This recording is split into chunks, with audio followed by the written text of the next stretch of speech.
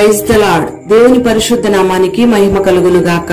అనుదిన దైవ కృపా కార్యక్రమాన్ని వీక్షిస్తున్న దేవుని బిడ్డలు ఆత్మీయులైన మీ అందరికీ పేరు పేరున ప్రత్యేకమైన వందనాలు తెలియపరుస్తున్నాం.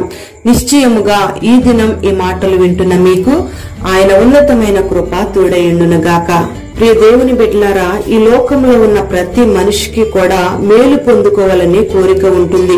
ఏ ఒక్కరూ కూడా కీడు కలగాలని గాని నష్టాన్ని చూడాలని గాని ఆశపడరు. మరి మనిషి మేలు పొందుకోవడానికి ఈ దినాన ఎన్నెన్నో ప్రయత్నాలు చేస్తూ ఉన్నాడు. అయినా కొన్నిసార్లు కొన్ని పరిస్థితుల్లో మనిషి జీవితంలో కీడుకరమైన పరిస్థితులు ఎదురవుతూనే ఉన్నాయి. నష్టాన్ని మనిషి చూస్తూనే ఉన్నాడు. మరి ఈ దినాన ఈ మాటలు వింటున్న నీ జీవితంలో కూడా కొన్నిసార్లు కీడు అనే మాట, నష్టం అనే మాట వినబడుతూనే ఉంది. మరి నీ పిల్లల భవిష్యత్తులో నువ్వు మేలు చూడాలని కోరుకుంటూ ఉన్నావు. నీ ఉద్యోగంలో, నువ్వు చేస్తున్న వ్యాపారంలో నీకు మేలు కలగాలని నువ్వు ఆశపడుతూ ఉన్నావు. నీ కుటుంబ యాత్ర అంతా కూడా మేలుకరంగా, దీవెనకరంగా ఉండాలని నువ్వు ఆశపడుతూ ఉన్నావు. మరి నీ జీవితంలో కూడా కొన్నిసార్లు కీడు అనే మాట, నష్టం అనే మాట ఎదురవుతూనే ఉంది, వినబడుతూనే ఉంది. కీడు అనే మాట ఎందుకు ఎదురవుతుందో నీ జీవితంలో ఎప్పుడైనా ఆలోచన చేశావా? మరి దేవుడు నీ జీవితంలో మేలు చేయాలని, నీకు మేలు కలగాలని కోరుకుంటూ విలాప వాక్యాల గ్రంథం 3వ అధ్యాయం 27-28 వాక్యంలో ఈ మాటను పలుకుతూ ఉన్నాడు. యవన కాలమున కాడి మోయుట నరునికి మేలు అని. Praise the lord. ఇక్కడ ఈ వాక్య భాగంలో మనం గమనిస్తే నరుడు మేలు పొందదగిన ఒక కార్యాన్ని గుర్చి వ్రాయబడి ఉంది. మనుష్యుడు తన యవన కాలమందు దేవుని కాడి మోయటం వల్ల తన జీవితాంతం కూడా మేలును అనుభవిస్తాడని ఈ వాక్యం తేటగా తెలియపరుస్తూ ఉంది. ఎందుకంటే ఈ కాడిని మోపేవాడు భూమి ఆకాశాలను సృజించిన దేవుడు గనుక. కాడి అనే పదానికి పరిశుద్ధ గ్రంథంలో అనేకమైన ఆత్మీయ అర్థాలను మనం గమనిస్తాం. ఒక యజమానుడు తన యొద్దనున్న ఒక ఎద్దు మీద కాడిని మోపితే ఆ పశువు తన యజమానుడు నడిపించినట్లుగా నడుస్తుంది. ఇక్కడ మనం కాడి అనే మాటను గమనిస్తే ఈ కాడి అనే మాటకు అర్థం బరువు మోయిచున్న అనుభవం. యేసయ్య శరీరధారిగా ఉన్న దినాలలో చెప్పిన మాట ఏమిటంటే, ఏ దాసుడు కూడా ఇద్దరు యజమానులను సేవింపలేడు అని. మరి మనుష్యుడు తన యవన కాలమందు దేవుని యొక్క కాడిని మోసినప్పుడు దేవుడే అతనికి యజమానుడిగా ఉంటాడు. తన జీవిత దినాలన్నీ కూడా మేలుకరంగా, క్షేమకరంగా నడిపించబడతాయి.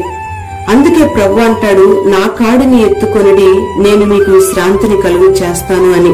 ప్రియ దేవుని బిడ్డ, నువ్వు గమనించాలి, ఈ దినాన నీ యవన కాలమందు నువ్వు దేవుని కాడిని మోస్తే నీ జీవిత దినాలన్నిట కూడా నువ్వు నెమ్మదిని అనుభవిస్తావు, విశ్రాంతిని అనుభవిస్తావు. నీ జీవితంలో మేలును మాత్రమే నువ్వు చూడగలుగుతావు. ప్రియ దేవుని బిడ్డలారా, ఈ లోకంలో 2 విధాలైన కాడులున్నాయి, 2 విధాలైన రాజ్యాలు ఉన్నాయని మనకు తెలుసు. ఒకటి దేవుని రాజ్యం, ఆ రాజ్యానికి యజమానుడు దేవుడే. రెండవది సాతాను రాజ్యం, ఆ రాజ్యానికి యజమానుడు అపవాది. మరి మనం దేవుని కాడిని మోస్తే దేవుడే మనకు యజమానుడిగా ఉంటాడు. సాతాను యొక్క కాడిని, ఈ లోకంలో ఉన్న కాడిని మనం మోస్తే అపవాది మనకు యజమానుడిగా ఉంటారు. మరి ఈ దినాలలో యవనస్తులు దేవుని కాడి క్రిందకు రావడం కంటే, దేవుని కాడిని మోయటం కంటే ఈ లోకంలో ఉన్న పాపం అనే కాడిని మోయటానికి ఇష్టపడుతూ ఉన్నారు. అందుకే సాతానుకు దాసులుగా మార్చబడి దేవునికి దూరం అయిపోతూ ఉన్నారు. సాతానే వారి మీద యజమానిగా ఉంటూ ఉన్నాడు. ప్రియ దేవుని బిడ్డ, మరి ఈ దినాన నువ్వు దేవుని కాడిని మోస్తున్నావా, సాతాను కాడిని మోస్తూ ఉన్నావా? ఒకవేళ నువ్వు దేవుని కాడిని మోయకుండా సాతాను కాడిని మోస్తూ ఉంటే, దేవుడు ఈ దినాన నీతో మాట్లాడుతూ ఉండగానే సాతాను కాడిని విడిచిపెట్టి దేవుని యొక్క కాడిని మోయడానికి ఆయన యొద్దకు నువ్వు రాగలిగితే, దేవుడు నిశ్చయముగా నీ జీవితం అంతా కూడా ఆశీర్వాదకరంగా మార్చి నీకు మేలు కలుగు చేయబోతూ ఉన్నాడు. లేవియా కాండం 26వ అధ్యాయం 13వ వాక్యంలో మనం గమనిస్తే ఇశ్రాయేలీయులతో ప్రభు చెప్తున్న మాట ఏమిటంటే, ఐగుప్తీయులకు దాసులు కాకుండా నేను మీ కాడి పలుకులను తెంపెదను అని ఈ వాక్య భాగంలో రాయబడి ఉంది. ఇక్కడ ఇశ్రాయేలీయులు ఐగుప్తీయులకు దాసులు కాకుండా దేవుడే వారి మీదున్న ఐగుప్తు అనే కాడిని తీసివేశాడు. ఐగుప్తు అనే కాడి దేన్ని సూచిస్తుందంటే లోకాన్ని సూచిస్తుంది. అందుకే మన జీవితంలో లోకము అనే కాడి మన మీద ఉండకుండా మనం జాగ్రత్త పడాలి. ఎందుకంటే ఈ లోకానికి అధికారి సాతాను. అందుకే ప్రభు అంటాడు, ఈ లోకాధికారి అయిన అపవాదితో మీకేమీ సంబంధం లేదు అని. ప్రియ దేవుని బిడ్డలారా, ఐగుప్తు అనే లోకమనే కాడి మన మీద నుండి తీసివేయబడాలి. లోకం అనే కాడి మన మీద ఉన్నప్పుడు మనం లోక సంబంధులుగానే జీవిస్తాం. మరి ఈ లోక స్నేహము దేవునికి వైరము అని వాక్యం సెలవిస్తూ ఉంది. అందుకే మనం ఒకవేళ ఈ లోకంతో స్నేహం చేస్తే, ఈ లోకం అనే కాడిని మనం మోస్తే మనం దేవునికి శత్రువులుగా మారిపోతాం. అప్పుడు దేవుని యొక్క మేలును మనం అనుభవించలేం.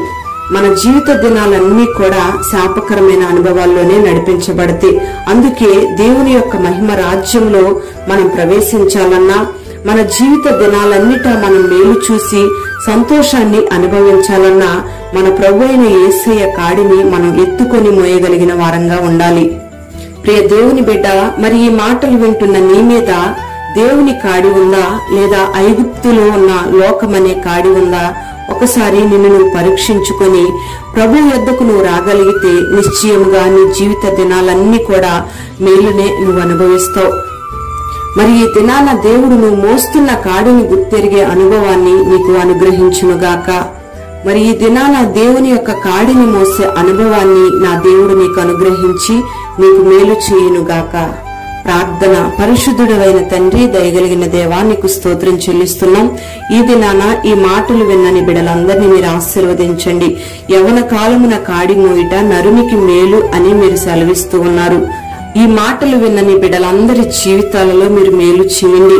మేలు పొందుకోవాలని ఆశపడిన ప్రతి ఒక్కరూ కూడా నీ కాడి క్రిందకు రావడానికి మీరు కృప చూపండి. దాస్యమనే కాడి నుంచి, పాపమనే కాడి నుంచి, లోకమనే కాడి నుంచి, ఐగుప్తు అనే కాడి నుంచి నీ బిడ్డలను విడిపించి, సాతాను కాడి క్రింద నుంచి నీ బిడ్డలు మీరు తప్పించి, నీ చేతి క్రింద నీ బిడ్డలు దాచి కాపాడమని ప్రార్థన చేస్తూ ఉన్నాం. నీ బిడ్డల జీవితాలలో మేలు చేసి నీ రాజ్యానికి వారసులుగా మార్చి ఒక ప్రత్యేకమైన అనుభవంలోకి నీ బిడ్డలు మీరు నడిపించి మహిమా ఘనత ప్రభావాలు మీరు పొందుకొనమని యేసు పేరట వేడుచు ఉన్నాము తండ్రి. ఆమేన్.